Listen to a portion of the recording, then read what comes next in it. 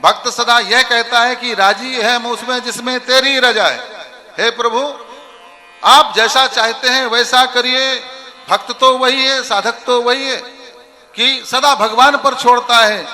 अब सौंप दिया इस जीवन का सब भार तुम्हारे हाथों में, उद्धार पतन अब मेरा है, सरकार तुम्हारे हाथों में। ये भक्त के भाव है?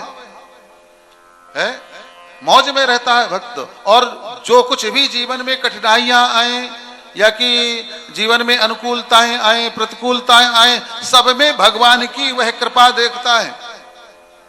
कभी कोई शिकायत नहीं करता, कोई शिकवा नहीं करता। ये भक्त की गुण है महाराज। अगर हम रोने लग जाएं, भगवान को जो है कोसने लग जाएं, भक्त कैसे हैं? ये मान करके चलिए ना कि जो भी भगवान करता है आपके कल्याण के लिए करता है। जो भी भगवान करेगा अच्छा करेगा, ये दृढ़ होना चाहिए सदा। एक संत, एक महात्मा जी थे, वो नदी पार कर रहे थे। बहुत बड़ी सी नौका थी। उस नौका में वो बैठे थे और लोग भी बैठे थे, मगर जैसे बीच बहुत बड़ी पाट था नदी का, बीच में नदी नाव पहुंचती है, वैसे ही भयानक तूफान आने लग गया और नौका यूं डगमग होने लग गई। लोग घबराए और चिल्लाने लग गए, लगता है गई, लगता है गई, लगता है गई। वो बैठे हुए जो महात्मा थे वो तुरंत अपना कमंडल उठाया, कमंडल से नदी का जल लेकर के महाराज नौका में डालने लग गए। जल्दी जल्दी नौका में डालने लग, जैसे जितनी लहराए उतना पानी जो है नौका में डालें। और लोग चिल्लाए, अरे पागल को देखो, पागल कैसा है, ये क्या कर रहा है, क्या कर रहा है, क्या कर रहा है। और अपने काम में लगे वो। मगर कुछ ही देर बाद में तूफान रुक गया और तूफान रुक गया, नौका बिल्कुल अब लगा कि नहीं अब पार हो जाएगी।